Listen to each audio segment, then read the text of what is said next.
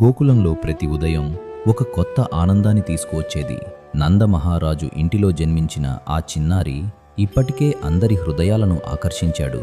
కాని ఎవరికీ తెలియదు, ఆ పసిబిడ్డ రూపంలో విశ్వాన్ని పాలించే పరబ్రహ్మ స్వయంగా విరాజిల్లుతున్నాడని. యశోదమ్మకు మాత్రం ఆయన దేవుడు కాదు, ఆమె హృదయంలో ఆయన ఒక అమూల్యమైన కుమారుడు, తన ప్రాణానికి ప్రాణమైన కన్నయ్య. ప్రతి ఉదయం ఆమె ప్రేమతో ఆ చిన్నారిని ఒడిలోకి ఎత్తుకునేది.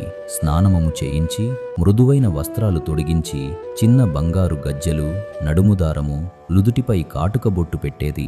దిష్టి తగలకూడదు, నా బిడ్డకు ఏ అపాయం జరగకూడదు అని అనేకసార్లు దైవాన్ని ప్రార్థించేది. కృష్ణుడు చిన్నగా నవ్వితే యశోదమ్మ హృదయం ఆనందంతో నిండిపోయేది.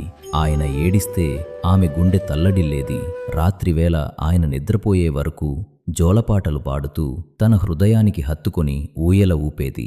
ఆ చిన్నారి చేతులు ఆమె వేళ్లను పట్టుకున్న ప్రతిసారి ప్రపంచమంతా తన ఒడిలో చేరినట్లు ఆమెకు అనిపించేది.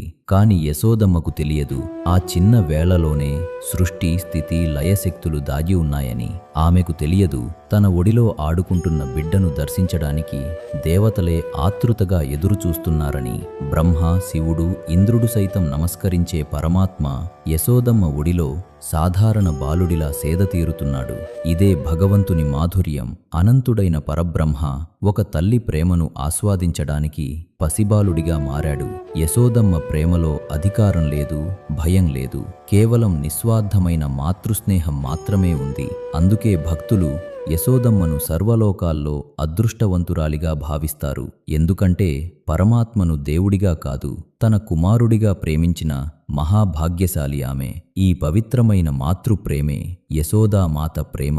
జయ యశోదానందన, జయ గోపాలకృష్ణ, జయ శ్రీకృష్ణ పరమాత్మ.